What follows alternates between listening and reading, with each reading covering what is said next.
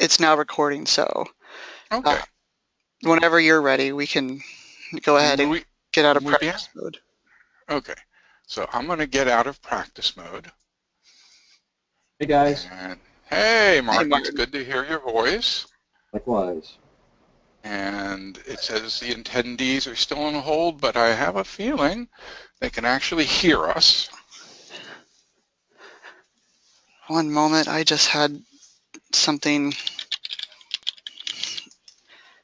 pop up on my screen for my password for some reason. Hopefully that. Was that a DOT computer or a... It's for GoToMeeting. Oh, goodness gracious. That's not... Not the best time. No. Switch a slide and let me see if you can still do it. Yeah. But I'm still gonna find this anyways. Okay. Now remember, I can run it from my computer too. Right.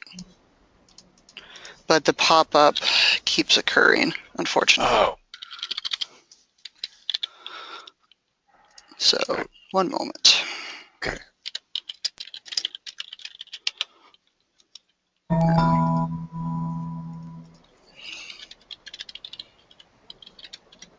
Let's see if that suffices. That should be my password.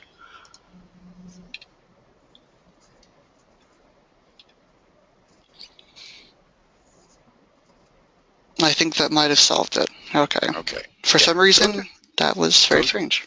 That is strange. GoToMeeting has, it's like a full-time job to keep us surprised. Apparently. Seriously. Okay, well, looks like the attendees are joining. If you're ready, you can go ahead and start the broadcast, and I'll start it off. I will start the broadcast, and you will be doing the intro, right? Yes, I will. Okay, well, great, thank you. All right. The broadcast is now starting. All attendees are in listen-only mode. Good afternoon, everyone. This is Nathan Hicks, and I will be your host today on the 7th and final webinar in the 2015 Transportation Site Impact Handbook webinar series. In this webinar, we will go over Chapter 5 of the Transportation Site Impact Handbook, which focuses mainly on the mitigation aspect of a site impact analysis. Today, we have many of the people who helped rewrite the handbook itself. We have Gary Socolow, Gina Bagnani, Andrew Young, and Maria Cahill, who are all from FDOT. We also have Janine Fear, who has been involved with transportation issues and growth management for many years, who worked for the old Department of Community Affairs, now the Department of Economic Opportunity Community Planning section, and is now working with CDM Smith to provide her expertise to us in the field of transportation growth management. Finally is myself, Nathan Hicks, and I also work for CDM Smith and assisted with the development and coordination of this presentation. Please. Hey, Nathan? Yes. This is Gary. I just wanted to make one clarification on this being the final of the series. It is the final of the series on the actual book itself, but as we get to the end, that I know because you created that part of the presentation, we're going to continue having webinars on subjects related to site impact, things like trip generation, trip internalization, and any questions that might come out from the people that are here. So I just wanted to say that. Okay, thank you. And yes, like Gary mentioned, we will be having additional webinars, more than likely starting in 2016. And please do not hesitate to ask any additional questions throughout the presentation, as we are here to answer all of your questions. And with that, we have a poll for you, and I will turn it over to Gary. This is Gary again, and we'd like to get an idea of who's online. And so if you could tell us who you're with.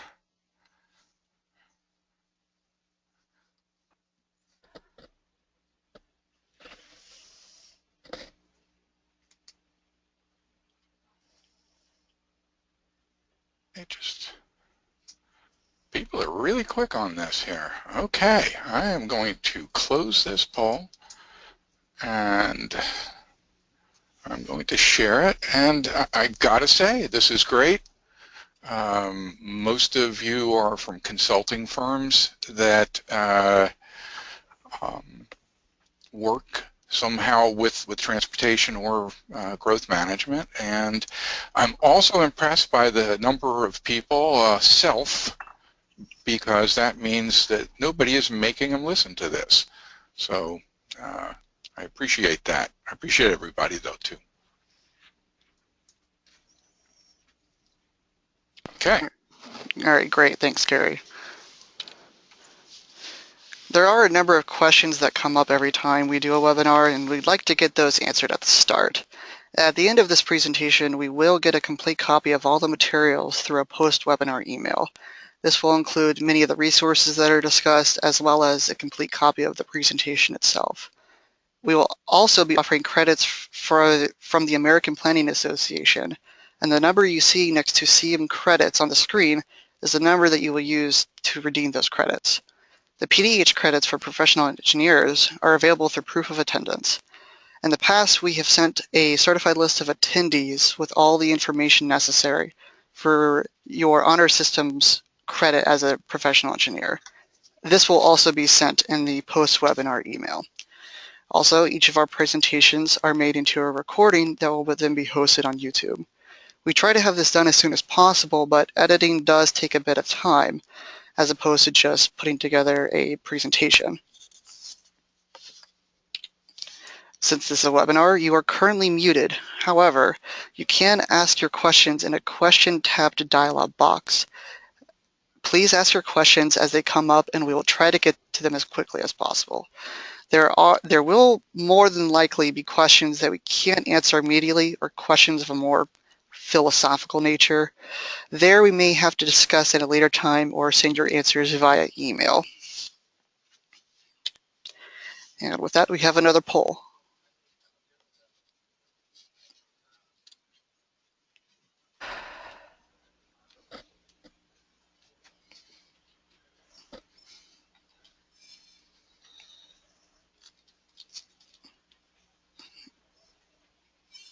Gary?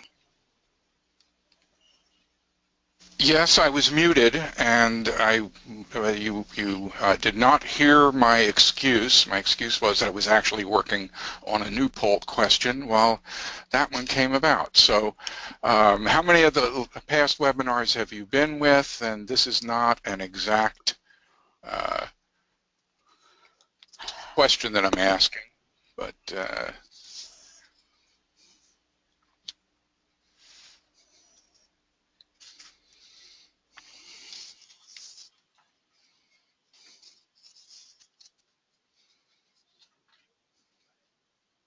okay.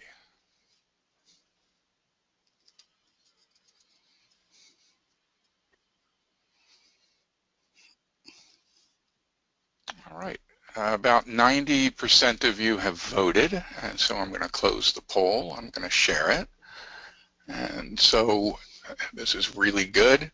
I am happy that everybody has attended some, and as Nathan has pointed out, we do have recordings of all of them, and we will be working on more than just recordings of them. We're going to be working on having a more easy to use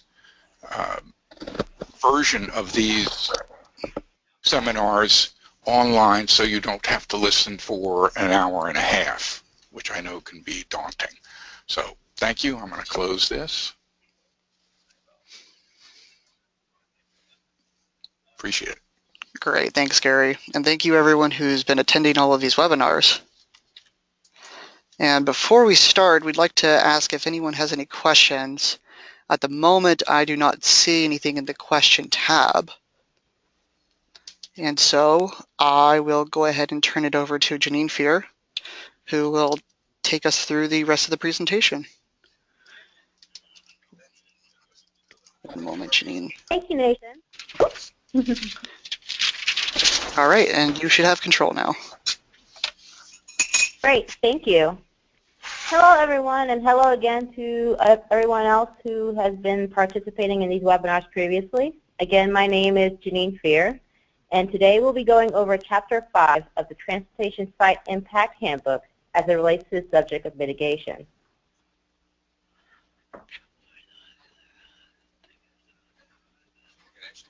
So today, we'll be going over the content available within the handbook regarding mitigation, as well as any recent legislative impacts that have not been captured within this current version of the handbook. We'll also go over additional resources to help you understand the subject material, as well as provide examples from around the state.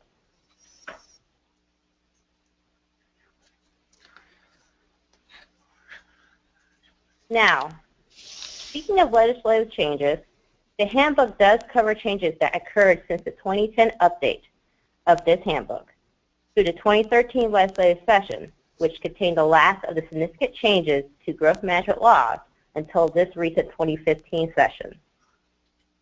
Those legislative changes include revised provisions regarding proportionate share mitigation, as well as the well-known fact that transportation concurrency is now optional throughout the state. In addition, there's a requirement under Section 163-3180, which requires that for proposed comprehensive plan amendments which impact facilities on the Strategic Intermodal System, or SIS, that FDOT must be consulted. However, this is a requirement for those local governments which still implement transportation concurrency.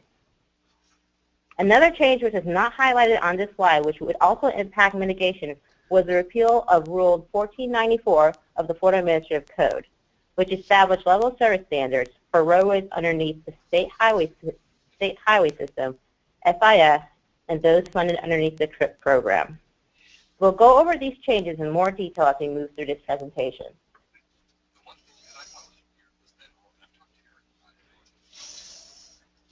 And speaking of this presentation, why is this subject so important? Well, when we are talking about mitigation, we are talking about the actions that are taken to alleviate or eliminate impacts to the transportation system as a result of changes due to new development. It is important to remember that these actions implemented to take care of infrastructure and facility issues can have wide-ranging effects on the transportation system. In addition, mitigation efforts should be consistent with local government comprehensive plans and future land use maps, as well as the applicable transportation agency plans, including MPO plans such as TIPs and LRTPs, or long-range transportation plans, as well as SDOT's plans such as the work program, cost feasible plans, and others.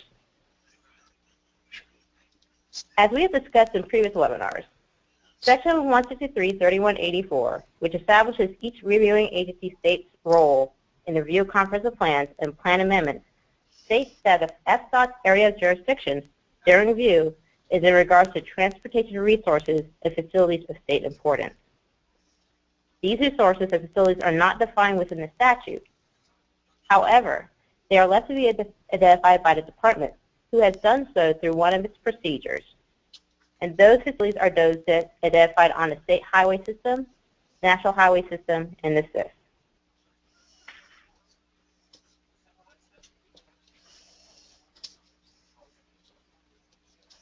Now, if we talk about mitigation, realize that not all mitigation strategies are applicable to all situations. Since actions concerning mitigation can have significant impact and must be consistent with established laws and practices of the applicable jurisdictions, there are several considerations that must be taken into account before selecting and then implementing a course of action.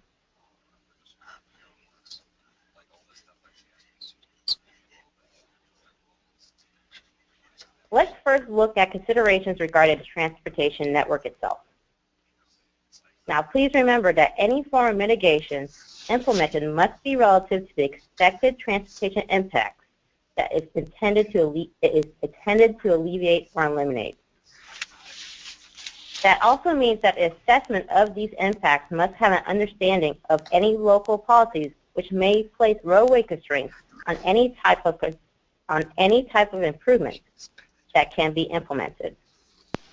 In addition, any level of service analysis or travel demand modeling conducted must be applicable to the transportation modes available within the jurisdiction. Finally, state of transportation concurrency implementation must be known to ensure that strategies to be used can be applied within the jurisdiction.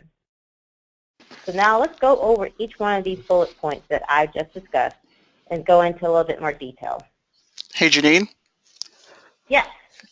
We have a question actually from Lois Bush. She asked, should this consultation occur before or after a land use plan amendment is transmitted? Statute is not clear. I believe this was for a few slides ago. The word is consultation. Should this consultation?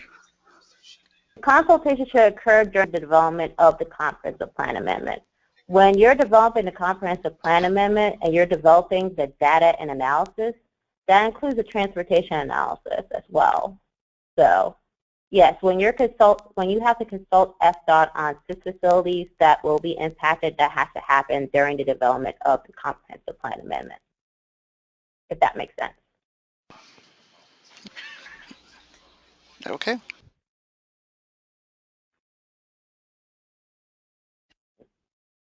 Is there any other questions before I continue? No, there are not. Thank you. Okay. So, starting back from here, let's talk about in detail these 4 bullet points that I was just briefly discussing. The first of these 4 bullet points is regarding roadway constraint policies.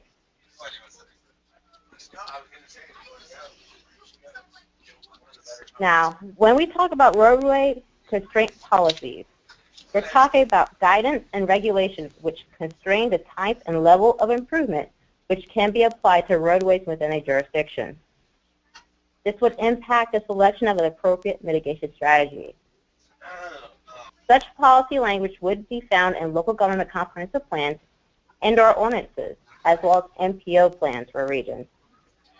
These policies are intended to prioritize areas for transportation improvement, promote the mobility goals of a local jurisdiction, as well as identify preferred network enhancements, which are financially feasible for the jurisdiction in question.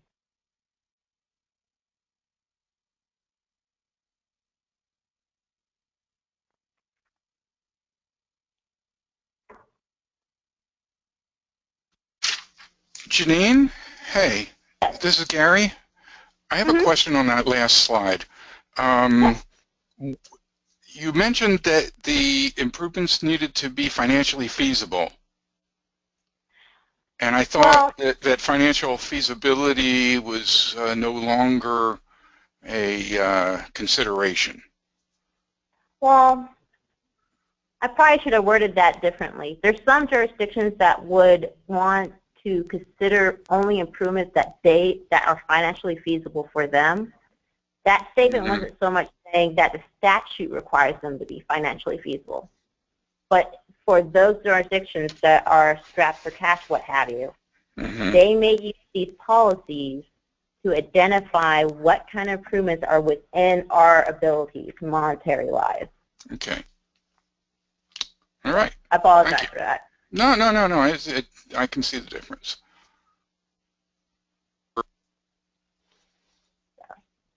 Speaking of local roadway constraint policies, let's go over 2 examples. One example is from the Lake Sumter MPO, which covers the urbanized areas of Lake and Sumter counties, which has a roadway constraint policy which defines the maximum number of lanes for several federal, state, and county roads within their jurisdiction in an effort to not only maintain and enhance the overall transportation network in a cost-effective way, which considers the long-term mobility goals of the communities, but it's also consistent with the local vision of jurisdictions within their area. So they have a policy that balances not only what they're able to do, but how the communities within their jurisdictions feel how they would like to be seen, how they would like to grow, whether they want to stay more rural, whether they want to become more urban, what have you. Another example is from Monroe County. Within Monroe County's comprehensive plan, they have a policy in their future land use element called Policy 301.4.1, which states that US 1 cannot be expanded past 4 lanes, and that the densities and intensities on the future land use map, as well as those allowed through permitting, shall not exceed the level of development that can be accommodated by that 4-lane limitation on US 1.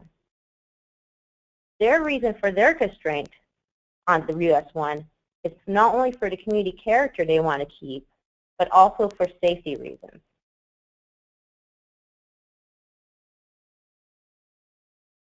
By safety reasons, you mean hurricane evacuation?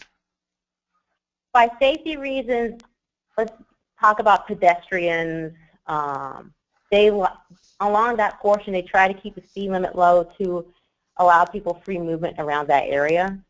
Okay. Now, when we talk about hurricane evacuation, that is an interesting and we'll say a very interesting subject down there that we could talk about another time. Okay. All right. Thank you. Hmm? Thank you. So the next bullet point that was mentioned was in regards to level service analysis. Now, in terms of analysis of impacts to level service, or LOS, on facilities, the first step when dealing with considerations for mitigation is to identify the LOS standards for all transportation modes within a local jurisdiction. In the past, LOS analysis was focused on automobile LOS, but these days this type of analysis may not appropriately capture the information necessary to identify transportation impacts and their extent, as well as the approaches to resolve those impacts in a way which is consistent with the vision of the jurisdiction. This is particularly true in regard to areas which promote the use of more than one mode, such as transit, pedestrian, or bicycle.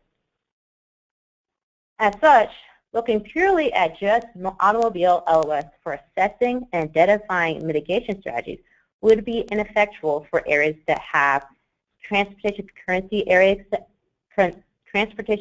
exception areas, or TCEAs, transportation concurrency management areas, or TCMAs, and multimodal transportation districts, or MMTDs, as well as their equivalents. In addition, under Section 163-3245 of the Florida statutes, sector plans are encouraged and recommended to cater to multiple modes of travel. All current and proposed sector plans in the state of Florida contain multimodal components within their long-term master plans. Finally, there could be other provisions and strategies within local comprehensive plans and ordinances which intend to promote transit, bicycle, and pedestrian modes in order to reduce automobile dependence. This is consistent with many statewide goals and should be also considered when identifying what strategies are appropriate for an area, as well as how to analyze those against level service. Hey, Janine, this is Gary Socolow again. Yep. Sorry. If you could go back to that last slide. These designations here, I'm just going to see if I understand this. These designations used to be approved by the Department of Transportation, or some of them. Do they still need to be approved by the Department of Transportation? No, they do not. Okay. Previously, TCEAs, TCMAs, and MMTDs were in the Florida statutes, and there was guidance and requirements within the Florida statutes regarding these types of areas. Those have since been removed. Now, even though they've been removed from the statutes, Local governments can still have these type of areas, but the guidance within the statute for them is now gone. Okay, so it gives the local governments more flexibility to have these special areas in their comprehensive plan. Right. All right, thank Now, you. Yeah. Now, if they do these as overlays, they may do a comprehensive plan amendment to establish policies for them in their comprehensive plan. That's a note I like to point out just to make sure people understand. You can have these, but if you're going to amend your comprehensive plan to put these in there, if they're not in there previously, that still is a plan amendment, if that makes sense. I realize I answered your question. No. So they would be reviewed. They would be reviewed by Department of Economic Opportunity Community Planning section, and we would probably be, FDOT would be consulted, but would have not the same sort of authority we did in 2008. Right. Okay. Because the guidance for these areas would not be in the statute anymore that you would have used to review them against. Correct. Got it. All right. Thanks. I appreciate that.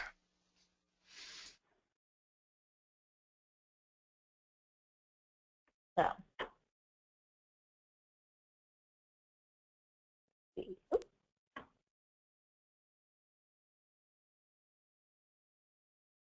Right. So when we're talking about level of service analysis or LOS analysis for areas that don't want to focus too much on automobile, there's several things to consider for non-auto LOS impacts, particularly with consideration of transit, bicycle, and pedestrian needs, in conjunction with efforts to reduce automobile dependence. Those things you may want to consider include whether the design of the proposed development works to reduce impacts on adjacent arterials. Are there factors in the proposed development that are expected to reduce automobile trip generation?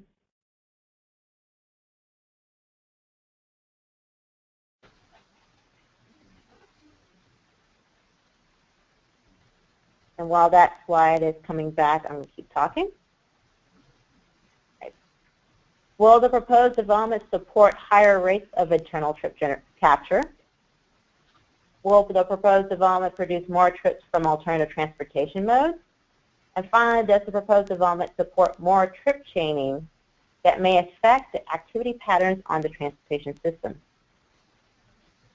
Now, within the handbook, you can use the resource guides from Chapter 3 regarding information on how multimodal quality service can be utilized to assess how well these questions are addressed.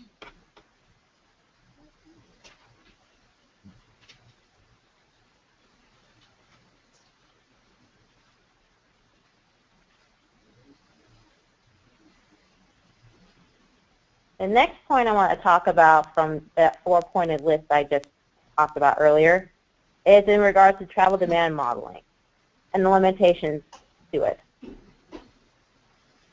In the same vein as LOS analysis, you should also recognize limitations of travel demand modeling in multimodal analyses with regard to whether alternative modes of travel will be sufficiently captured. For example, sometimes the use of transportation analysis zones or TAZs as a unit of analysis does not consider alternative mode trips within those zones, like the ones that constitute the majority of walking trips, or bike trips, or even most trips that access transit. In addition, there are land use models out there that do not consider differences in land use configurations that may occur as a result of changes in a transportation network. For additional information on how to deal with these type of limitations, one place of resource that you can use is the Multimodal Trade-off Analysis and Traffic Impact Studies report that was completed several years ago by FDOT Systems Planning Office. This document can provide more detail in regards to considerations for multimodal transportation networks, such as methods that would be more appropriate for modeling alternative modes, as well as different tools that can be used. Now, even though this study is old, there's still lots of valuable information that could be pulled from it, as well as a number of the software tools mentioned that are still in existence today.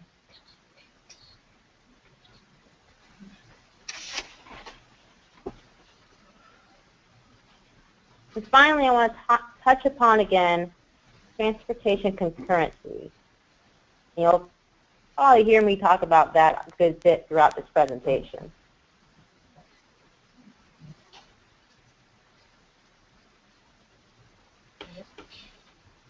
I'm going to wait a second for the slide to change over.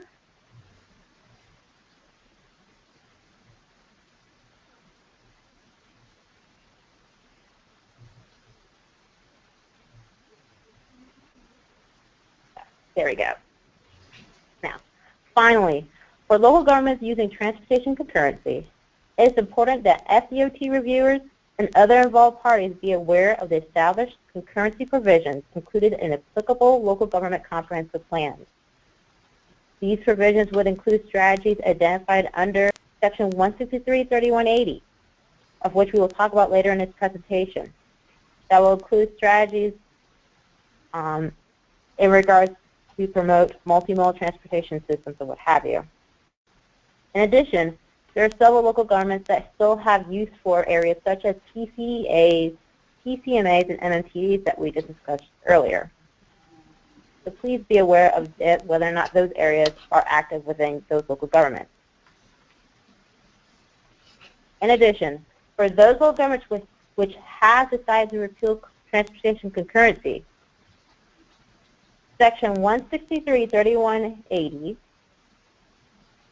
of the Florida statute encourages them to use an alternative mobility funding system that uses one or more of the tools and techniques identified within the statute. We'll talk more about those cases later on in this presentation, but please note that you should also acknowledge these alternative systems when identifying appropriate action necessary to resolve impacts to the transportation network. Now, another bit I want to mention about transportation concurrency is how the changes to transportation concurrency impact coordination and consultation with FDOT. Now, in reflection to the changes to transportation concurrency since 2011, those changes impacted how FDOT interacts with local government. Beyond transportation concurrency becoming optional, there are impacts to existing agreements as well as level of service standards and how to deal with them. For existing agreements, including existing proportionate share agreements, the changes in state law were not retroactive for existing agreements. However, there are no restrictions in state law that may preclude a developer from modifying their existing agreement to take advantage of new state laws. It is important to understand that FDOT may only grant or deny modifications to proportionate share, mitigation, or other mitigation agreements only if FDOT is a party to that agreement.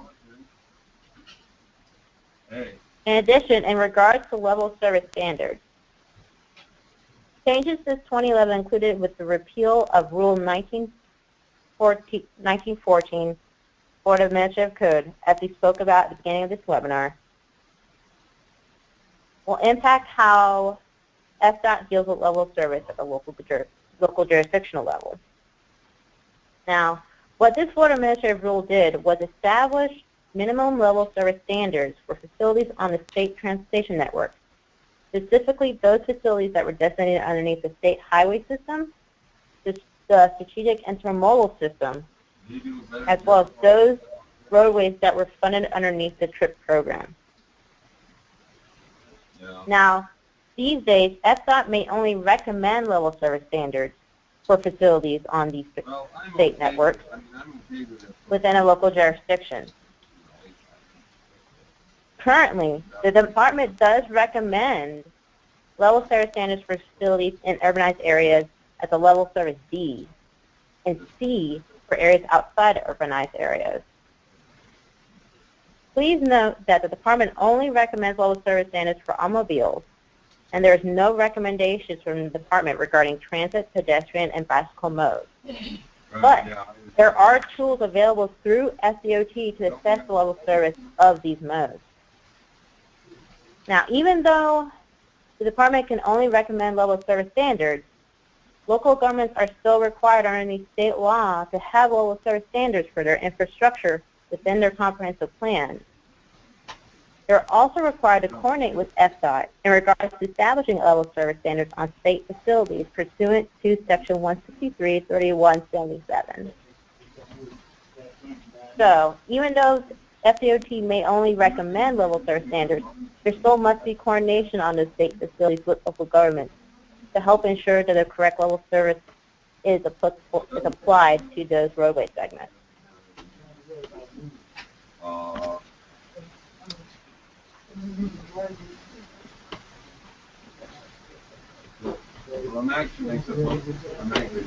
And before I continue, I hear some noise on the line, so could you mute your phone? Thank you.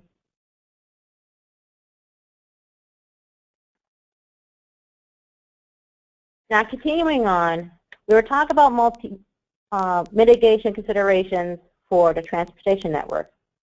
Let's also now talk about those considerations in regards to development and land use. Reviewers and other involved parties must recognize the strong links between land use and the land uses and the transportation network which support them. So, it is also important to look at the considerations for development and land use changes in this regard. In terms of land use changes, we're typically going to focus on land use changes that come through comprehensive plan amendments during this presentation. Examples of changes from a proposed comprehensive plan amendment could include changes to proposed land uses, modification of development phasing, inclusion of mixed-use land uses, revisions to internal circulation of networks, changes to urban and roadway design, inclusion of limitations on the amount of traffic a site can generate through site-specific comprehensive plan policies. And we can also see reductions in maximum densities and/or intensities within development land uses.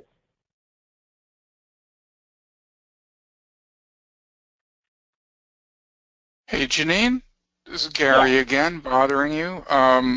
I have an announcement to make that the noises that you heard on the line over the last few minutes have been corrected, but we do that on purpose. We do it on purpose to let you know that we are working in a real work environment here where people talk, and with that, I would like to do another poll, if you don't mind. And no problem. This says this is a poll that will show the knowledge about the state of Florida. The question is, what is the state bird?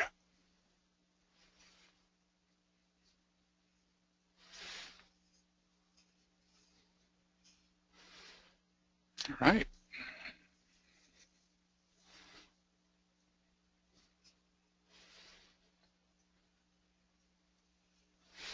All of these birds are found in Florida,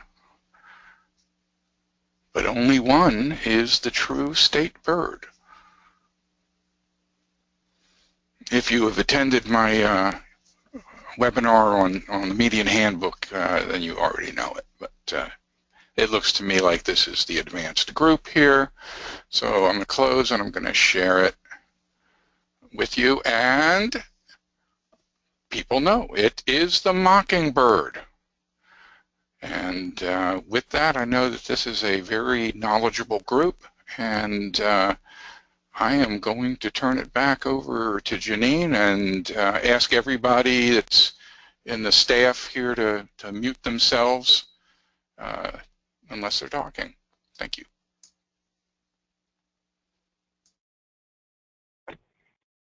Thank you, Gary. I was hoping that was the Ahinga, but I knew I was thoroughly wrong on that. Ahingas are cool. And I'll put in a plug for Wakulla Springs on that, because that's where you see these wonderful anhingas. These are the birds that are related to the cormorants and they need to sun their wings off because of the way they're made. Yes, they're Batman birds. Right. And speaking of Batman birds, we'll go back to land use through mitigation consideration. You can see there's a tie there. There's a link.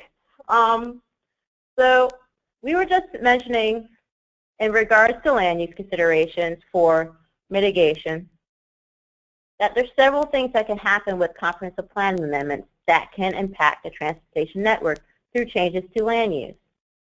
Now, as we're looking at comprehensive planning and growth management law in general throughout the state, reviewers and others should realize the legal environment that we have to work in today as it relates to mitigation impacts on the network and what is allowable.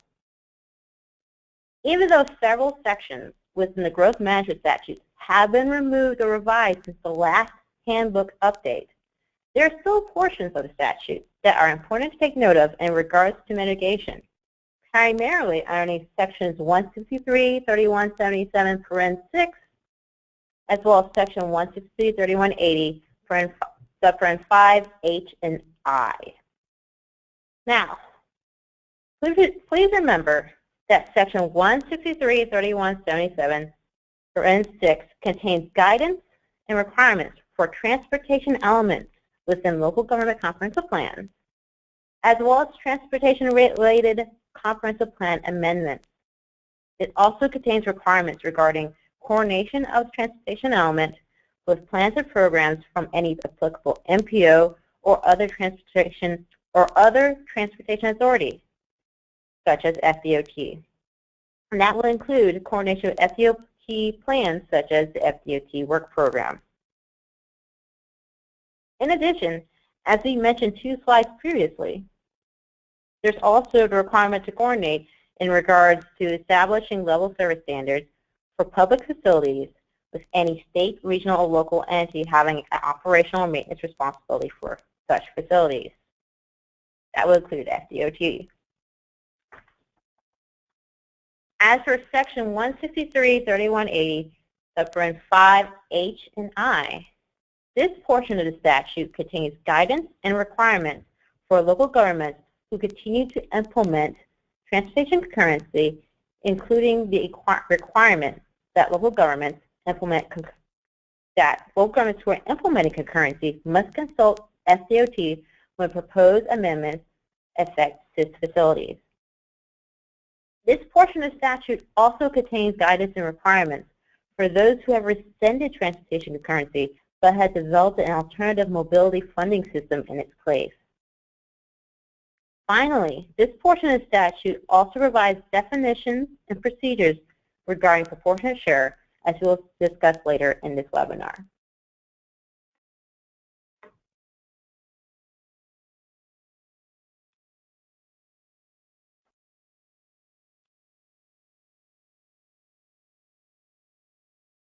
Now, understanding this current legal landscape for growth management,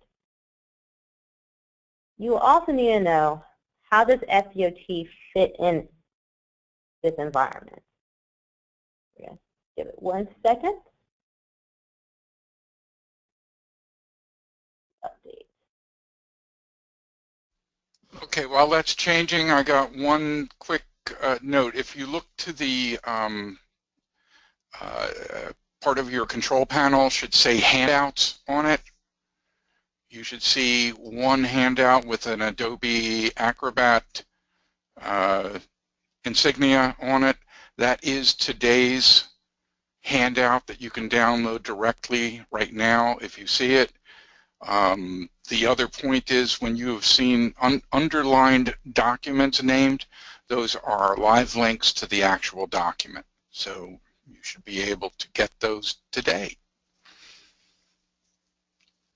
Great. Thank you. Thank you. So,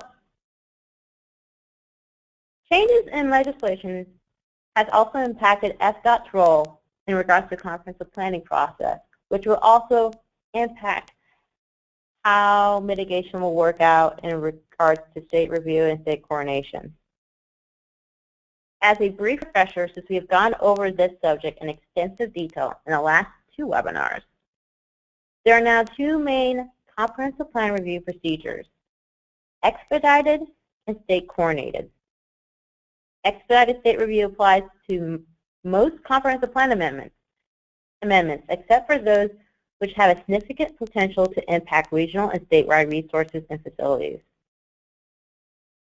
Expedited state review has a 30-day review period for both proposed and adopted amendment packages, which requires FDOT reviewers to submit their comments directly to both the Department of Economic Opportunity, or DEO, and the local government within that 30-day period. Under state coordinated review, things are a little different. State coordinated review is for those amendments which would have significant impacts, such as sector plans, creation of new municipalities within the state, evaluation appraisal review or EAR-based amendments, proposed developments which would have been previously qualified as developments of regional impact this year, and any amendment impacting an area of critical state concern. The state coordinated review process is reminiscent of the original comprehensive plan state review procedure prior to 2011, in which there is a 60-day review period for proposed amendment packages and a 45-day review period for adopted. During the 60-day review period, FDOT reviewers have 30 days to submit their comments to DEO for consideration and incorporation into the objections, recommendations, and comments, or ORC report, which is issued at the end of the 60-day period. Now please remember, for state review procedures, pursuant to Section 163.31.84, FDOT reviewers are limited to comments on proposed comprehensive plan amendments which must specifically state how the plan amendment will adversely impact transportation resources and facilities of state importance. And again, when we talk about those type of resources, we're talking about facilities on the national highway system, state highway system, and the CIS. And not only are they to identify how these resources are impacted, they must also identify measures local governments can take to eliminate, reduce, or mitigate for these impacts. Even though the statute identifies how and what type of comments FDOT can provide on comprehensive plan amendments, this doesn't hinder FDOT staff from being active throughout the comprehensive planning process. And the FDOT staff can provide technical assistance throughout the process. Understanding FDOT's role in regards to growth management law is important, as FDOT can have a significant influence regarding land use decisions, of which the decisions from the department can and has influenced the kinds of mitigation strategies that have implemented at local and regional levels of the transportation network.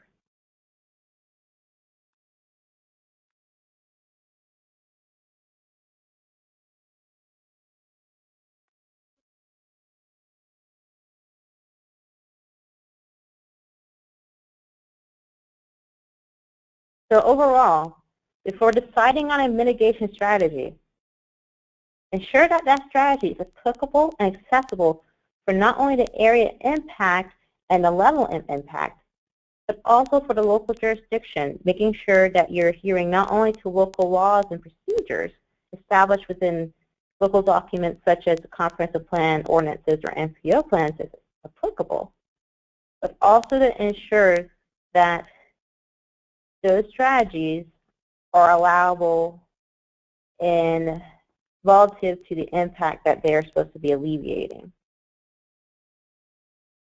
In addition, adverse impacts of the transportation network can cross traditional jurisdictional boundaries. And in order to meet the long-term needs of the transportation system, a regional perspective sometimes is needed. In addition, the consideration of other transportation modes, such as bicycle, pedestrian transit, will help accomplish long-term mobility needs on the transportation system and present new opportunities for coordination and funding. Since deciding on mitigation strategies must take into account the transportation network and surrounding land uses that it supports, coordination between land use and transportation decisions is paramount. This can be seen in some of the statutory requirements we just covered. FDOT planners and decision makers are encouraged to coordinate with DEO, regional planning councils, MPOs, and local governments to maximize long-term approaches to achieving mobility goals not only at the local level but statewide.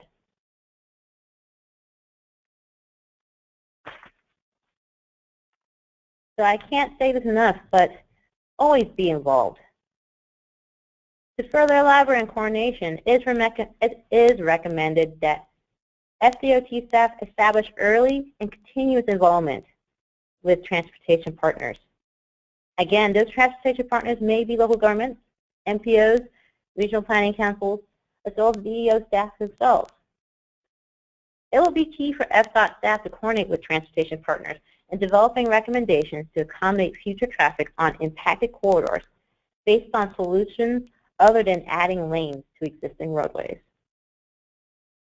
This is particularly important, particularly if no roadway projects are programmed currently for those deficient facilities. FDOT and other parties should be aware of established coordination goals, objectives, and policies within local government comprehensive plans. These mechanisms can be found throughout the comprehensive plans, particularly in the future land use element, transportation element, capital improvements element, and the intergovernmental coordination element. Finally, as previously stated, local governments must consult with FDOT with proposed comprehensive plan amendments impact designated SIS facilities. To ensure consistency and avoid confusion for all parties involved, a mitigation agreement can be used as an option to formalize agreed upon methodology, assumptions, and necessary mitigation during coordination efforts. The mitigation agreement is entered into by the applicant and local government, who issues a development order, and the applicable reviewing agencies such as FDOT can be part of that agreement.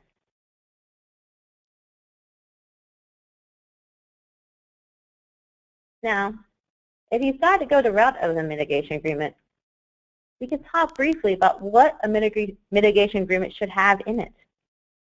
Mitigation agreements are legally binding documents and should be thoughtfully and craftily prepared.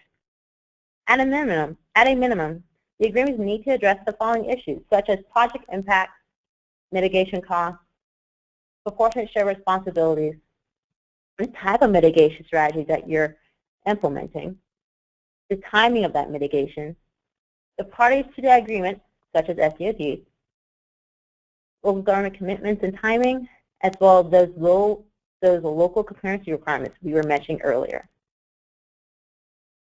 Now, that said, that's an overview of the considerations that need to take into account when deciding a mitigation strategy. Before I move on to talking about actual mitigation strategies, are there any questions from the group?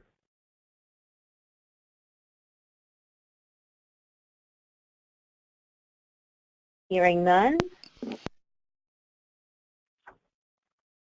I will now move forward to mitigation strategies. There are several types of mitigation strategies available to be used to alleviate and eliminate impacts to transportation networks.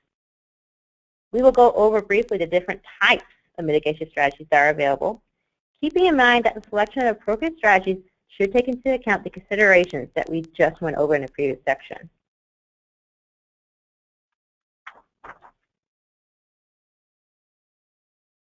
Now let's briefly go over all the different options you can have for mitigation strategies.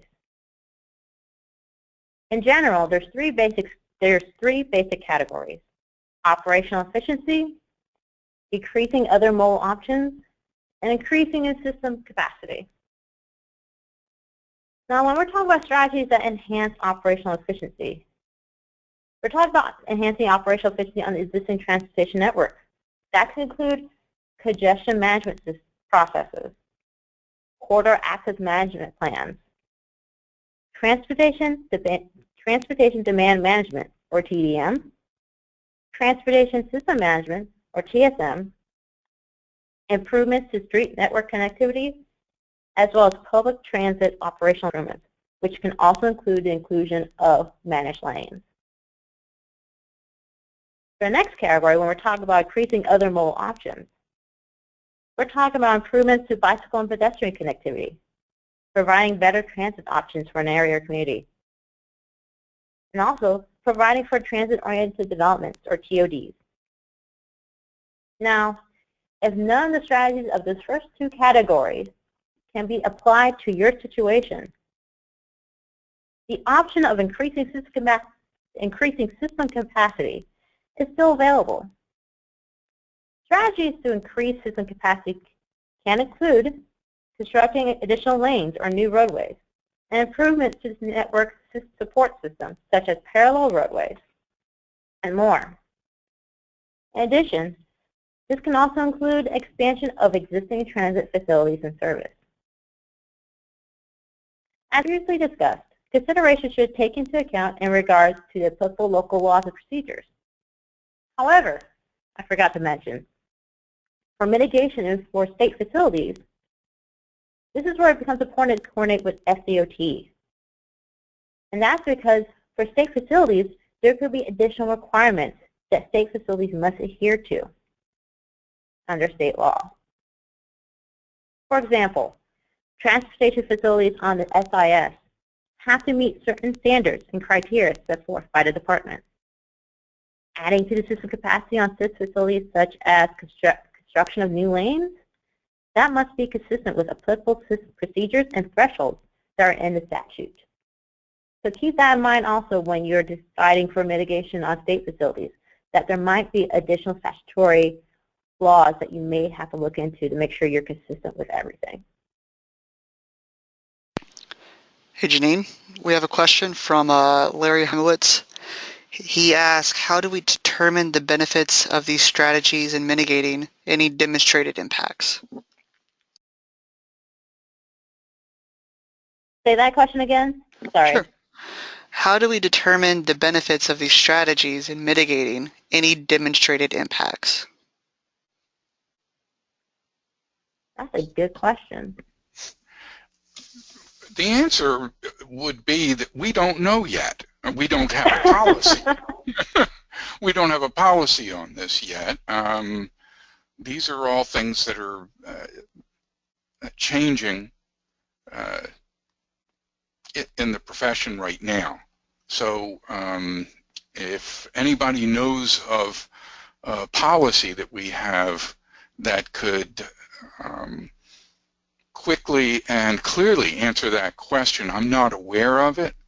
However, I believe that local governments working in coordination with FDOT can come up with the ideas that they have. For instance, like I'm looking at the picture you have up there right now that shows a support road network.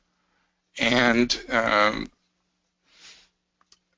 at some point, if let's say that road down the middle was a high-speed, high-volume roadway, then depending on the rest of the layout of that community, that backage road or support network might actually take some pressure off of the roadway, the same way that good transit might take the pressure off of that roadway and provide a good travel experience for our customers. Not everybody travels by private automobile by themselves. But I think the long and the short of it is that the question is one that can't be answered on a broad brush, but has to be answered by the individual strategies that are used for mitigation. And I think that's a great way of explaining that, because at the same time, you may want to also look into communities that are similar to your own and see what kind of strategies they've implemented. and do a And that, compare contrast as well. and that's where DOT, well, if you're local government, that's where DOT might come in handy, even if the DOT district might not have experience in a certain type of strategy. They can find out. And that's one of the reasons that I believe the Florida DOT should be involved. And with that, I understand that there is negativity based on the way we have operated, we being the DOT, in the past, with complete emphasis or a vast emphasis on the private automobile. So much so that I was hoping, Janine, could you make me the presenter for just one slide? No problem. Yeah. I want to show you a slide that that I used in a presentation on access management recently. And some of you may know the person who wrote this, Dom Nazi, and frankly, access management and growth management have been seen as the enemy by some people in our profession.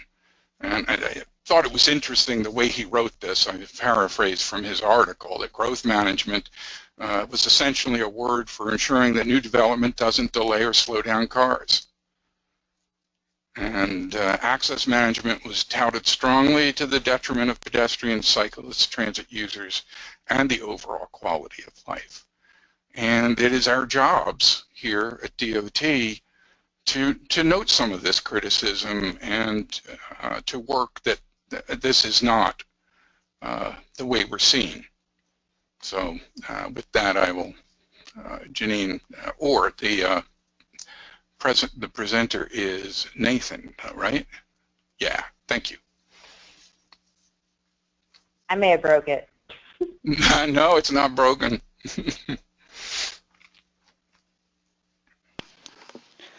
Okay, you should have control again, Janine.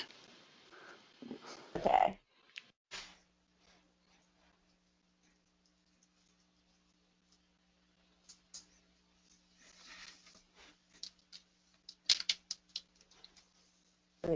Give us 1 second as the presentation loads back up.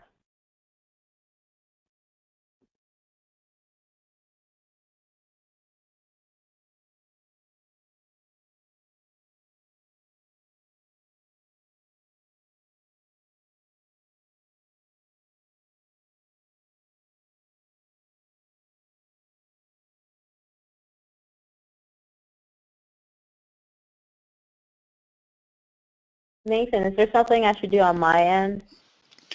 I don't believe so. It should be loading on your computer, and you do have the control. I don't see anything else that you should be doing. Is it not pulling up for you? No, it's not. Oh, you know, when you say something, it happens. All right. And in response to what Gary was just describing on the slide that you should be now seeing in front of you, that's generally an example of what I was going to talk about in regards to mitigation strategies, in which you see this roadway that's color red. That roadway is essentially a new collector roadway that has just been built behind some rear parking lots in this example. And say you have a local government that wants to encourage infill, and say that infill comes in on those empty parking lots that you see on your screen right now. Give it a second.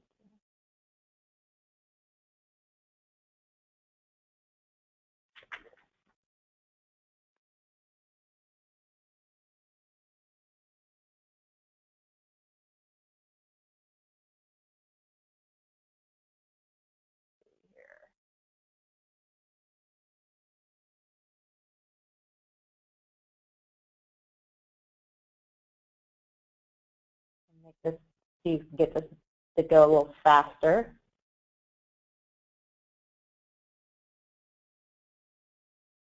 Well, while I'm waiting for the slides to change, I'll describe to you what should be popping up in front of you. Essentially, those three large parking lots that are facing to the right of that red roadway will soon receive some infill development. That might cause problems on the major arterial that runs to that area. So we have to think about what are ways to alleviate potential development concerns on the transportation network. And we can take the strategies that we were just talking about to try to figure out a solution. In addition, when we're talking about making sure that you're considering the local government and their laws, as well as coordinating with applicable agencies such as FDOT, you might be able to find solutions a lot faster for the particular issue that you might be faced. So now we have some infill development. Let's see if this will change.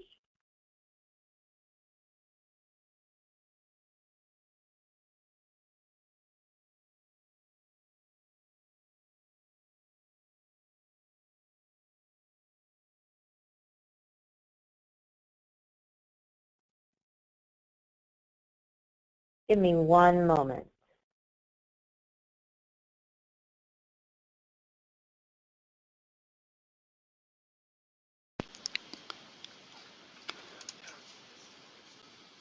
Nathan, can you see? Oh, there we go. I think my end is a little slow.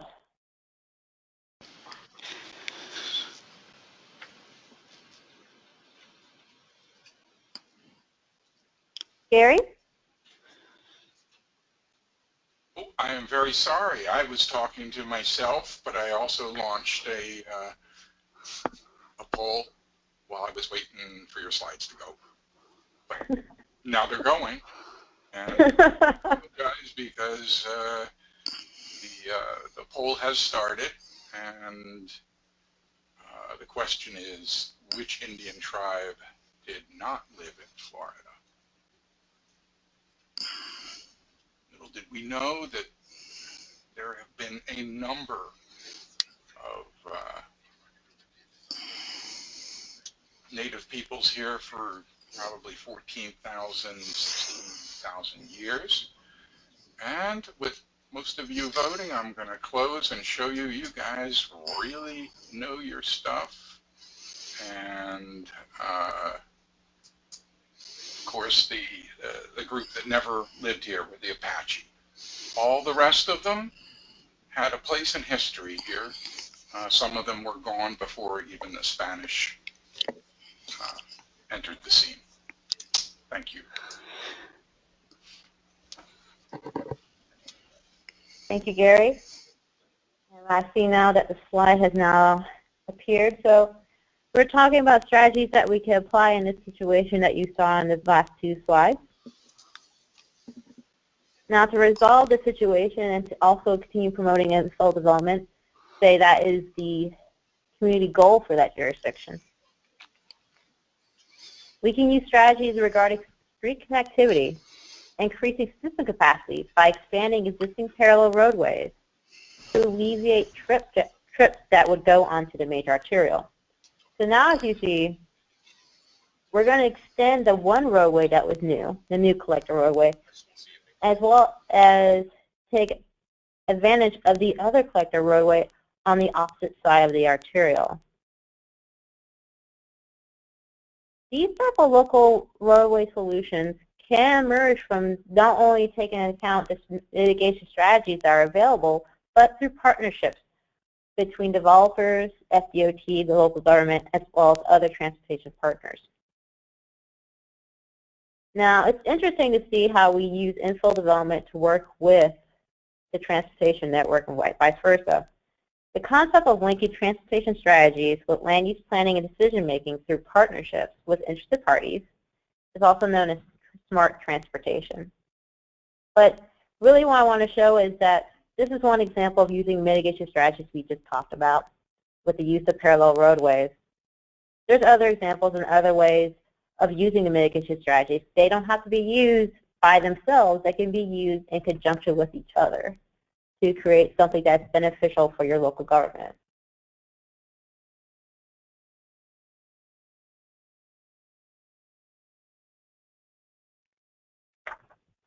Now, in regards to mitigation strategies that we just briefly went over, there are resources listed throughout Chapter 5 as well as Appendix I of the Transportation Site Impact Handbook that you can use to better understand the mitigation strategies that I just mentioned.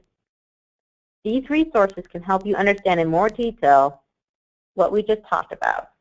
This slide provides a few examples of these resources, such as the ones you see: Effective Strategies for Comprehensive Corridor Management, the National TDM and Telework Clearinghouse, the Accessing Transit Design Handbook for Florida Bus Passenger Facilities, and the Multimodal Transportation District and Area Quality of Service Handbook.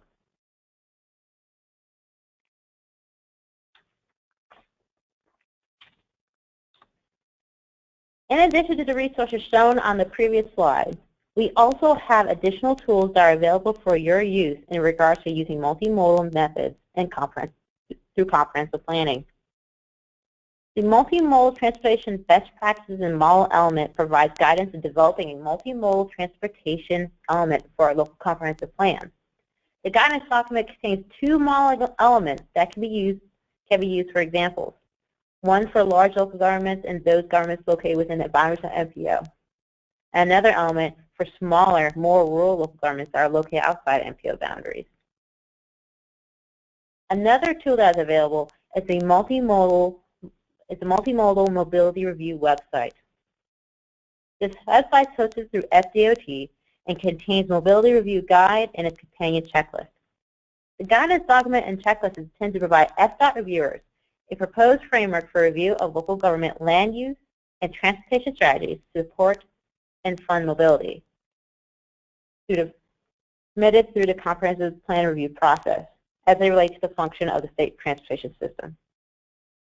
In addition, local governments may find a guide and checklist a useful resource in developing effective land use and transportation strategies in their comprehensive plans. This proposed framework depicts options that are considered to be best practices for transportation and land use mobility planning, rather than specific statute and rule requirements.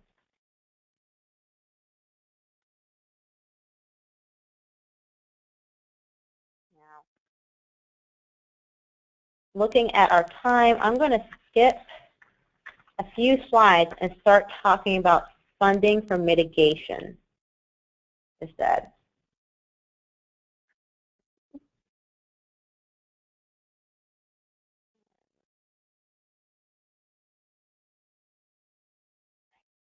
Now we talked about considerations for mitigation strategies. As I'll briefly discuss mitigation strategies themselves, now we have to consider how to fund our potential solutions to our issues on the transportation network. Now, there's a lot to talk about in this subject area, but I would like to focus on three areas: proportionate share, mobility plans and fees, and transportation deficiencies, or as we used to call them, backlogs. So first, let's talk about proportionate share. Now, what is proportionate share? Proportionate share is a mechanism to allow a developer to satisfy local government's transportation concurrency requirements by paying a portion of the cost of providing improvements to the portion of the transportation network needed to serve the proposed development. As we mentioned at the beginning of this webinar, 2011 saw changes to proportionate share. There were previously two mechanisms: proportionate share for DRI level developments and proportionate fair share for non-DRI developments. With changes to the growth management law, these two mechanisms are now combined as one proportionate share mechanism. So the option of proportionate fair share is not available any longer, as it's now part of this one mechanism to be used with any type of development. The basic formula for proportionate share calculations is located within the statute, and here on this slide we have it clearly displayed for you to look at. Proportionate share is calculated by looking at project trips divided by the change in service volume multiplied by the construction cost of the project. Now, please note that within that formula, project trips refer to peak hour trips from the stage or phase being approved for the proposed development, while change in service volume refers to change in maximum peak hour service volume.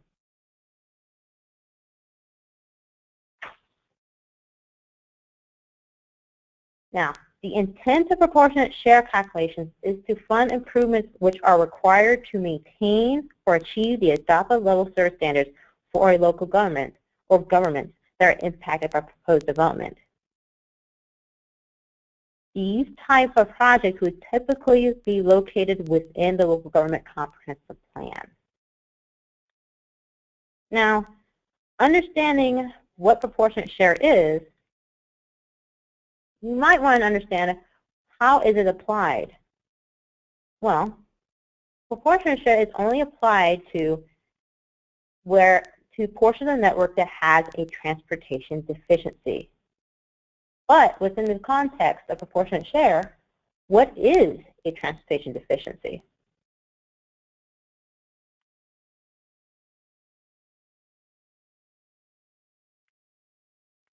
Well, let's define transportation deficiency in the context of proportionate share.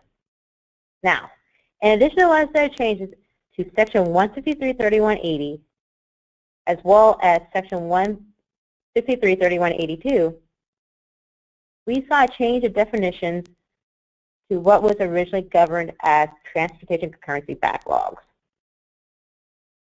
Now the statute defines and calls transportation concurrency backlogs as transportation deficiencies. And we'll get into transportation deficiencies as it relates to backlogs a little bit later. But for right now, please understand that now in the statute there's a general definition for transportation deficiencies underneath Section 163.3182. Now, however, for the application of proportionate share, there is even more specific definition for transportation deficiency under Section 163.3180, as shown on the slide before you. There's a lot going on in this definition, but the key point is that the trigger for deficiency is hit when the adopted level service standards have been exceeded due to existing, committed, invested trips in combination with additional projected background trips from other sources, with the additional projected background trips that are to be coincident with a particular stage or phase of development under review. These trips are the trips that would be analyzed underneath the project trips portion of the proportionate share formula that we just talked about. So, under the proportionate share system, the development's proportionate share shall be calculated only for the needed transportation improvements that are for the identified deficiency as defined in the statute. For those facilities that are identified as deficient before the establishment of the development project that also would be impacted by the project, those improvements necessary to alleviate that deficiency are considered to be in place at the time of the calculation of proportionate share. And that's important to note that the proportionate share calculation for a deficient facility that a development will be impacted is considering that improvements for that deficiency are already in place when the calculation is being done for that development.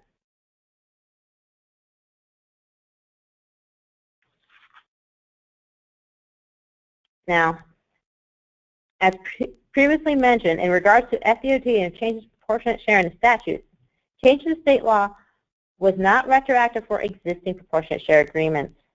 But again, if there's any change to that agreement, FDOT can only get involved if it was part of that mitigation agreement in the first place.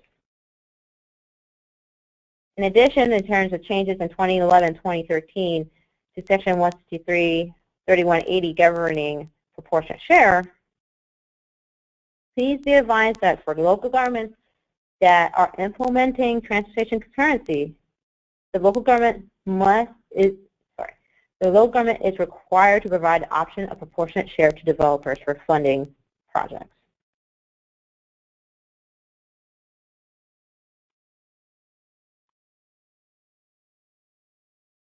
Now, for additional information regarding proportionate share, we have resources within Chapter 5 within the Chapter 5 of the handbook, and I'd like to highlight two of those resources.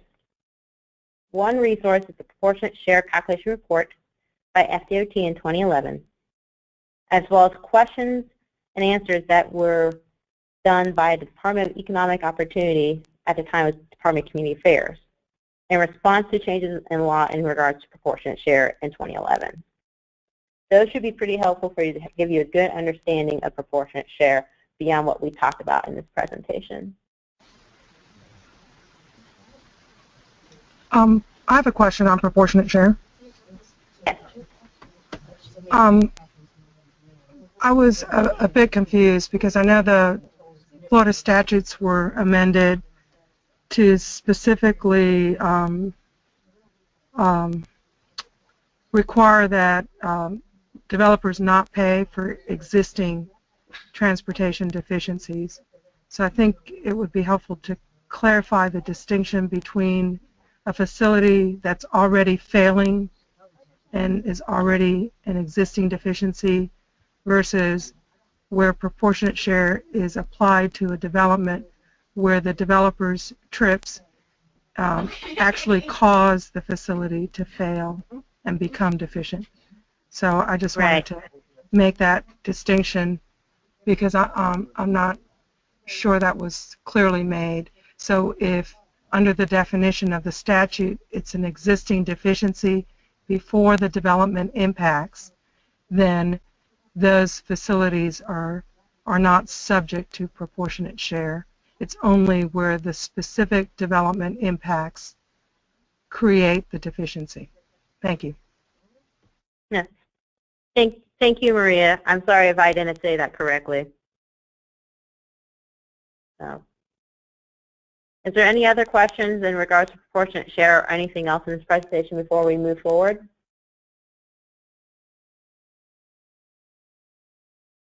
All right, hearing none. Let's talk quickly about mobility planning as well as mobility fees.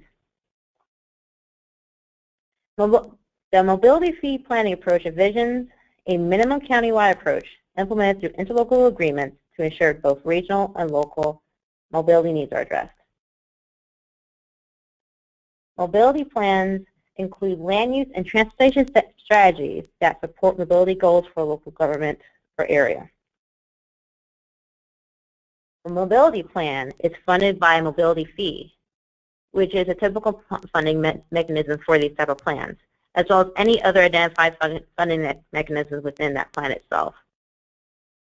What a mobility fee is a charge on all new development to provide mitigation for its impact on the transportation system.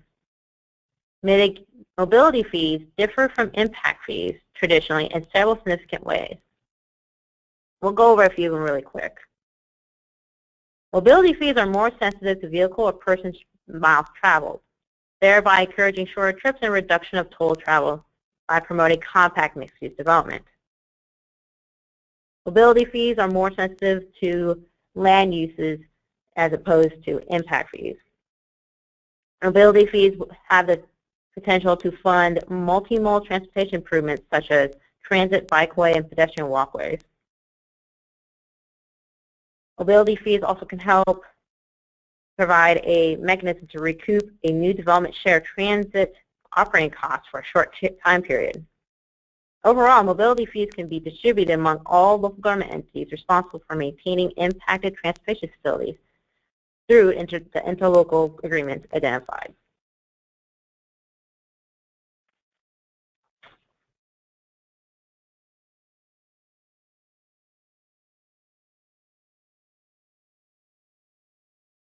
So let's talk a little bit more about what a mobility plan is. Mobility plans serve as a way to address mobility issues for multimodal transportation networks. These plans are typically adopted into comprehensive plans. Either the guidance and policies are located throughout the comprehensive plan and feature land use, transportation, capital improvements, and or intergovernmental coordination elements, or the plans are adopted as a standalone element itself, typically replacing the traditional transportation element. In general, mobility plans will contain guidance and policy language regarding those mitigation strategies that are allowable within a jurisdiction, the funding mechanisms that will be used to fund improvements within the jurisdiction, and any additional design guidance for development and transportation infrastructure, from the location of parking to internal connectivity for sidewalks and bicycle lanes. Hey, Janine, real quick, we have a question going back to proportionate share, and the question is, can you not use proportionate share and apply that to correct existing backlog deficiencies? You cannot use proportionate share in that fashion. Proportionate share in, let me think of a good example describing this. Actually, let's just talk about it. So, and this goes back to the comment Maria made to better clarify the language I was trying to use on that slide back then. But when we're talking about proportionate share, you can't use proportionate share to deal with improvements on deficiencies that were not caused by development. Gary or Maria, would you like to talk better on this? Because right now I feel like I'm mumbling my words on this subject. I can help. Can you hear me? Yes. Hello? I think the change happened in 2011 to make it clear that existing deficiencies were not really attributable to the new development.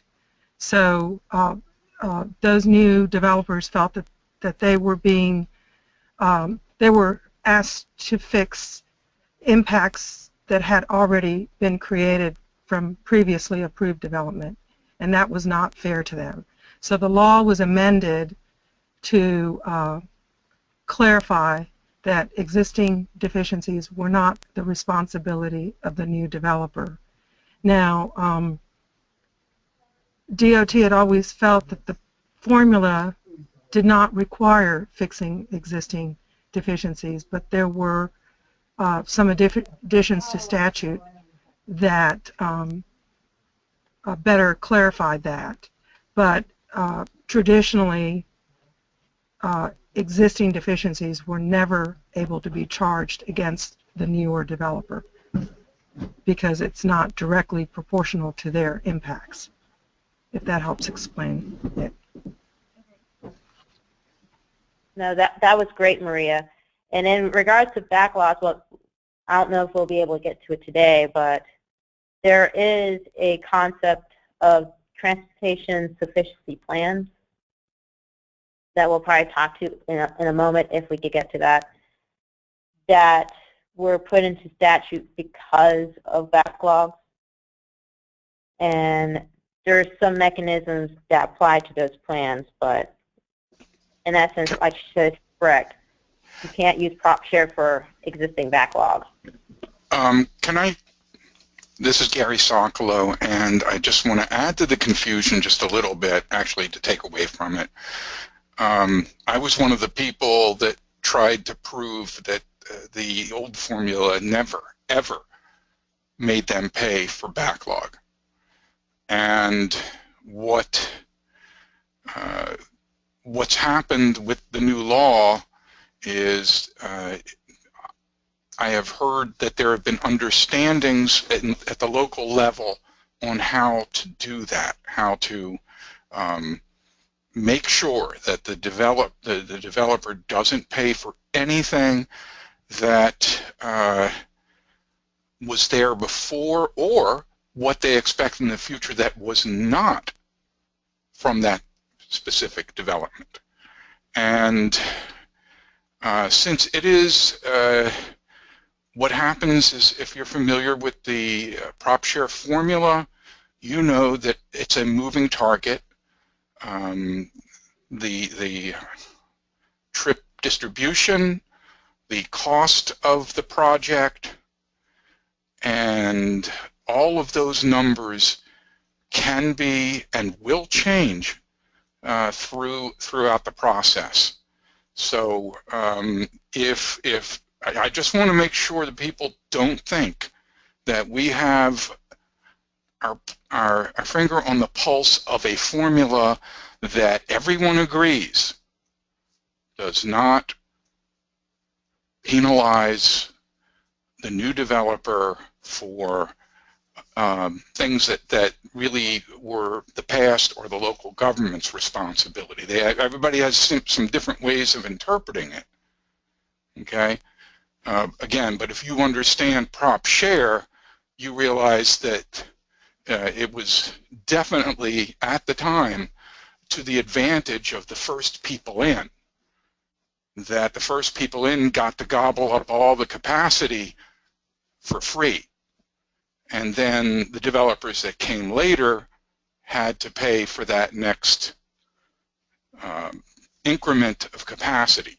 So I just wanted to make sure that people didn't think that we had this formula or a formula statewide that would address this, because the statute by itself is not that clear, okay? It was not put together by transportation professionals.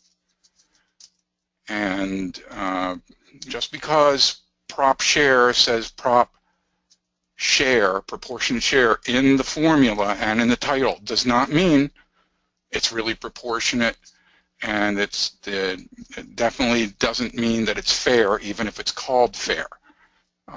It's based on the negotiations and the traffic study and the costs for each individual analysis. And Maria, I hope I didn't make a complete falsehood out of that. No, I think you did a good job, because I think we see two different approaches out there. In some of the traffic studies, you see the deficient road just taken out of the analysis altogether. Another strategy you see is that if a proportion of those trips land on a deficient road and cause, say the deficient road is deficient by 1 lane, for example, of capacity, if the trips would cause the need for an additional lane of capacity beyond that 1 lane of capacity, some local governments will apply those portion of the trips to the calculation of prop share. So there are just a various number of ways, and many local governments under their existing proportionate share ordinances believe that they already provide an accommodation so that new development is not charged for existing deficiencies. So they have made very few changes to their prop share formula, because they have always applied it such that you're only charging the developer for their impacts to the facility. So it's an evolving issue out there. And as local governments move to mobility fees and impact fees, I think that's why area-wide approaches are taking over, because instead of dealing with development individually, you have a more comprehensive approach of analyzing the impacts and providing a way to mitigate impacts through mobility fees that are standardized across a whole community. We're seeing a number of counties adopting mobility fees. Now you're seeing a movement toward impact fees applying to other modes such as transit. And I think there's a reason for that with some of the difficulties in applying prop share. These other tools are becoming more viable. And more predictable for the developer also. And that's one of the benefits and one of the reasons that as you look in the statewide news, you see more and more local governments interested in mobility planning. Thank you, Maria. Okay, and we are a bit over time, but we're going to try and wrap it up in the next 15 minutes. We do see that there are a few other questions, but we will address those in the follow-up email. And with that, I'll turn it back over to Janine. All right. Thank you, Nathan. Thank you, Maria and Gary. Thank you for talking about that subject. So moving on to talking about mobility plans, we just discussed that, so let's talk a bit more about mobility fees. I already discussed for a little bit about what mobility fees are. Now, how did they come into being? They came into being really back in 2009 when Senate Bill 360 enacted the first major change that impacted transportation concurrency before it was made optional statewide in 2011. This change originally made transportation concurrency optional in areas that were identified as dense urban land areas, or DULAs. So during that time of 2009, the former Department of Community Affairs, along with FDOT, completed a joint report based on studying the concept for using mobility fee-based planning in the state of Florida, and submitted to the Florida legislature in December 2009. Since that point in time, as Maria and Gary have just alluded to, several local governments have gone the route of using mobility fee-based planning.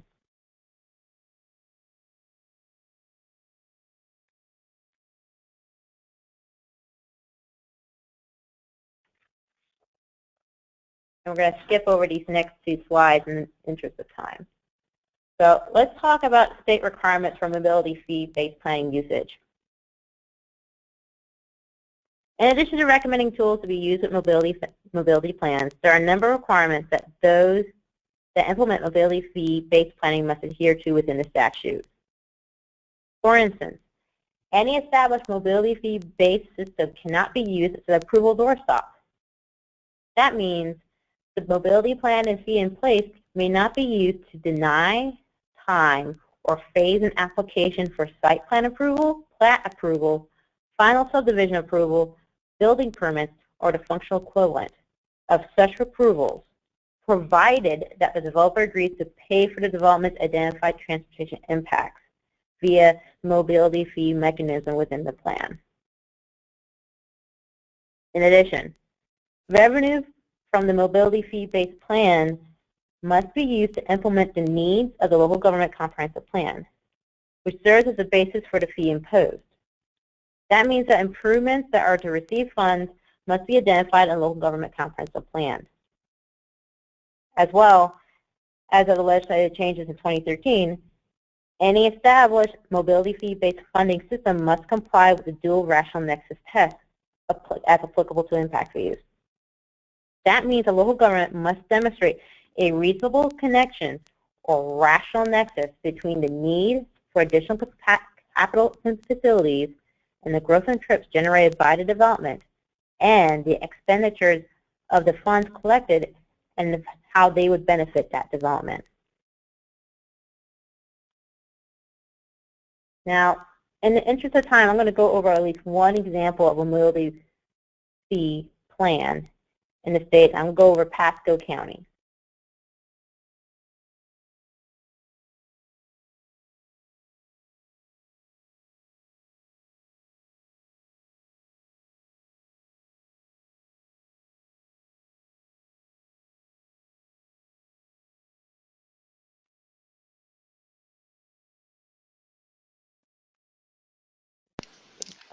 Janine, has the slide pulled up for you yet? Yes, it now has. Thank you. All right, so let's quickly talk about Pasco County. Pasco County, since 2010, has implemented several changes to their comprehensive plan to incorporate measures that will promote mobility goals within their area. That includes the conception of a market area, identifying certain areas dependent on their level of development and where they want to put development in the future. Pasco County also was developing these market area plans in consideration of the One Bay Livable Communities Regional Plans through the Tampa Bay Regional Planning Council. So there's coordination there between these two plans. In essence, the market area idea that we're using in Pasco County was to enable the county to move away from a one-size-fits-all approach for county-wide planning and to tailor the tools to meet the needs of specific areas of the county in accordance with their established regional vision. To do this, Pasco County adopted and implemented a mobility fee-based plan with the creation of an urban service area, which contains what I'll show you in the next slide, the west and south market areas.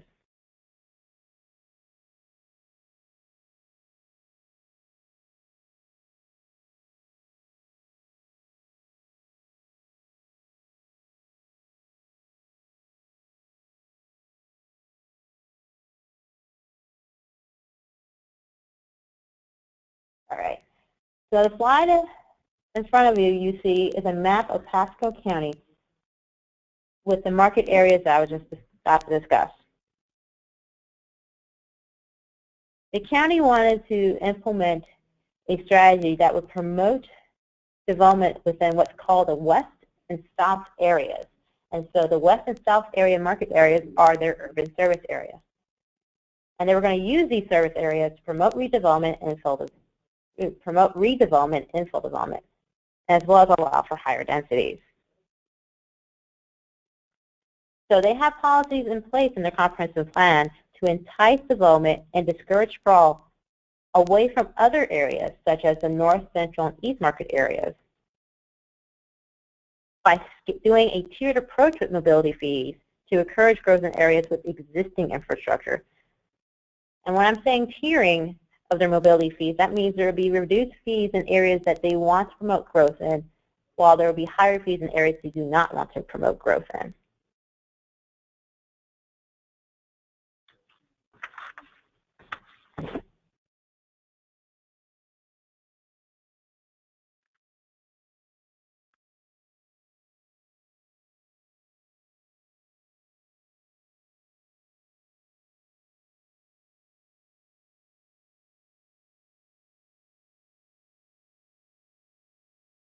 Now, within the comprehensive plan for Pasco County, as well as their ordinances, Pasco County has incorporated several land use decision-making and transportation planning tools together, as well as ensuring their coordination with the MPOs to implement a multimodal approach with their transportation network. So, in addition of having an urban service area that they're promoting growth in, they also have mobility fee tiered to promote the growth within that urban service area, and the urban service area acts as a transportation currency exception area, those TCEAs I was talking about earlier in the presentation. So the tiered countywide mobility fee, which works in conjunction with the urban service area, replaces the original road impact fee they had. And that way, looking at it from this approach, they're making it essentially cheaper to put people in areas that they want. And they want people in those areas because there'll be shorter travel time, and there's other ways to increase multimodal modes within that area.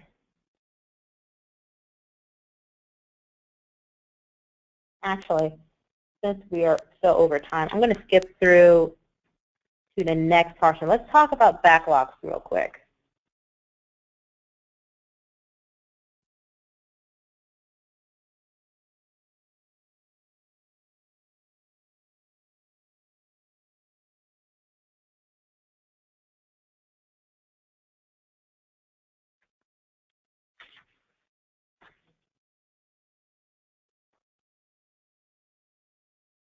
And I want to talk about backlogs before letting you guys go, since there was questions that were related to backlogs.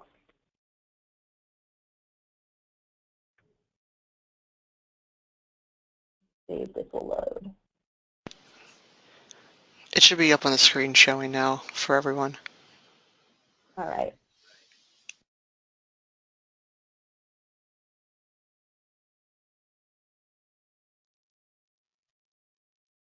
While I wait for it to appear on the screen in front of me, I'm going to start talking about the changes to backlogs. Like I was saying earlier, back in the day, you remember hearing them being called backlogs or transportation concurrency backlogs. Since 2011, they are now called transportation deficiencies. So what is a backlog? Well, prior to 2011, backlogs were those deficiencies on the network where the existing extent of traffic volumes exceeded the adopted level service standards of a jurisdiction. Now, times have changed, and what was transportation currency backlog is now, as I just said, called transportation deficiencies. This is the general definition I was alluding to earlier during our prop share conversation under Section 163.3182. However, the definition of a transportation deficiency goes a little further than the original definition of transportation currency backlog prior to 2011. Now, a transportation deficiency is defined as a deficiency on the network where existing and projected traffic volumes exceed adopted level service standards for a jurisdiction. So, going back to the difference, the previous definition for transportation concurrency backlog only considered existing extent of traffic volumes. The new definition considers both existing and projected traffic volumes. The change in 2011 was purely done to make the definition for transportation deficiency consistent with other areas of the statute. And there's other changes as well to Section 163.3182 that I want to talk about.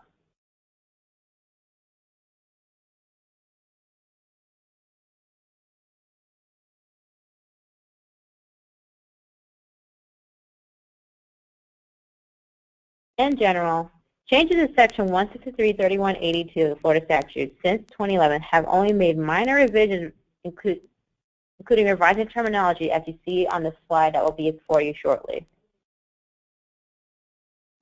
But what about taking care of this transportation deficiencies?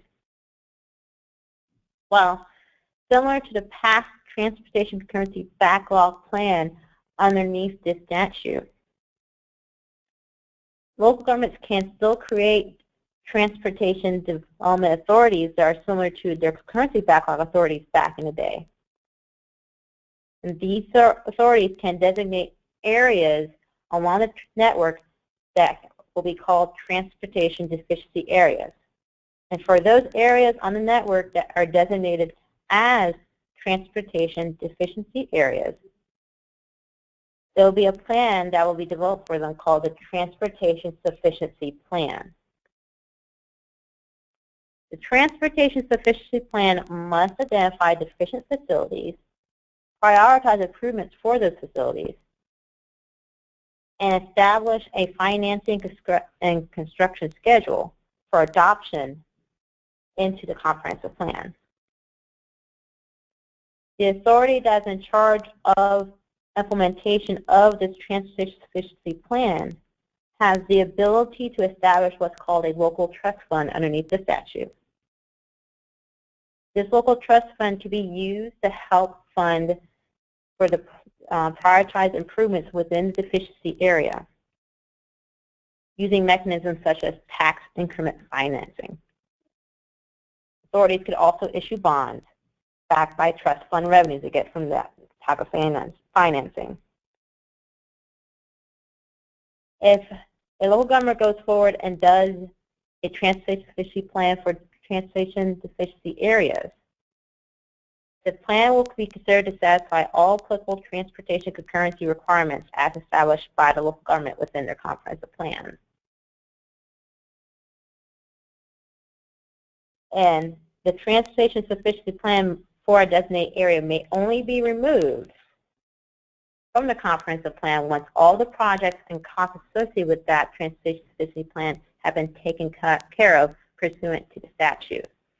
So there is somewhat of a mechanism within the statute that helps take care of backlogs using transportation sufficiency plans, setting up a transportation development authority, and a taxing plan. But going back to what Maria was mentioning earlier, you can't use prop share. So please make note of that. That proportionate share mitigation shall only be limited to ensure that development within the transportation deficiency area is not charged with additional costs to resolve existing deficiencies. I hope that is clear. I know I went over this really quickly because of the interest of time, but is there any questions in regards to backlogs? Is something I didn't talk about or something I did mention?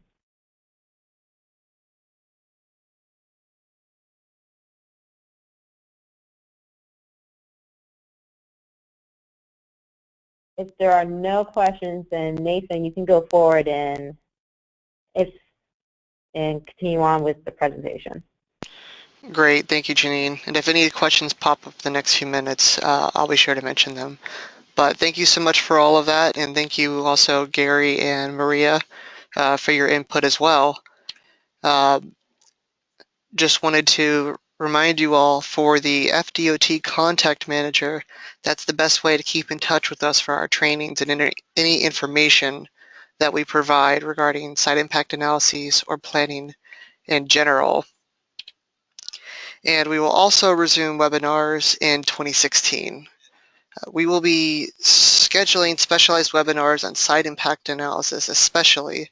Some of these may include trip generation, trip internalization, and multimodal mitigation examples. And as I mentioned earlier, please sign up on the FDOT Conduct Manager if you have not already. That's the best way to keep in touch.